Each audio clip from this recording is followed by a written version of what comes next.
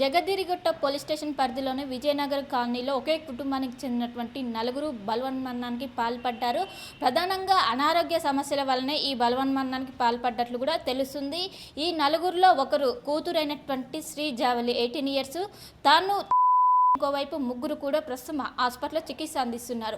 వాళ్ళు నివసిస్తున్నటువంటి ఫ్లాట్ దగ్గర ప్రస్తుతం నేనున్నాను. ఇదే ఫ్లాట్లో వాళ్ళు గత 3 ఏళ్ల నుంచి ఇక్కడే ఉంటున్నారు. చిన్నప్పటి నుంచి శ్రీ జావిలి హ్యాండిక్యాప్డ్గా ఉన్నారు. తను ఒకవైపు ఉబకాయం ఉన్నట్లు కూడా ప్రస్తుతం అయితే తెలుస్తుంది. ఇంకోవైపు వాళ్ళ మదర్ కావచ్చు, ఇంకోవైపు వాళ్ళ నితిన్ వాళ్ళ కొడుకు కావచ్చు, వీళ్ళందరూ కూడా చిన్నప్పటి నుంచి కూడా అనేక అనారోగ్య సమస్యలు అనేవి ఫేస్ చేస్తున్నారు. దానివల్ల వాళ్ళు ఎక్కువ కూడా బయటికి వెళ్ళలేక ఇంట్లోనే ఎక్కువగా ఉండేవాళ్ళు. దీంతో మనస్తాపానికి గురై నలుగురు కూడా మరణించాలంటూ చనిపోవాలనుకుంటూ కూడా వాళ్ళు డిసైడ్ అయ్యి మొదట శ్రీజావెల్లి దిండుతోని కుటుంబ సభ్యులు అనంతరం ఇటు ముగ్గురు కూడా మొదట అయినప్పటికీ ఒకవైపు చనిపోకపోతే వాళ్ళు మరోసారి ఆ చేతులను కావచ్చు, అనంతరం వాళ్ళు ఇంకా చనిపోకపోతే వెంటనే నితిన్ వాళ్ళ ఫ్రెండ్కి ఇన్ఫర్మేషన్ ఇవ్వడంతో హుటాహుటిన వాళ్ళందరినీ కూడా హాస్పిటల్కి తరలించి ప్రస్తుతం కూకట్పల్లిలోని రామ్దేవ్ హాస్పిటల్లో ప్రస్తుతం చికిత్స అందిస్తున్నారు.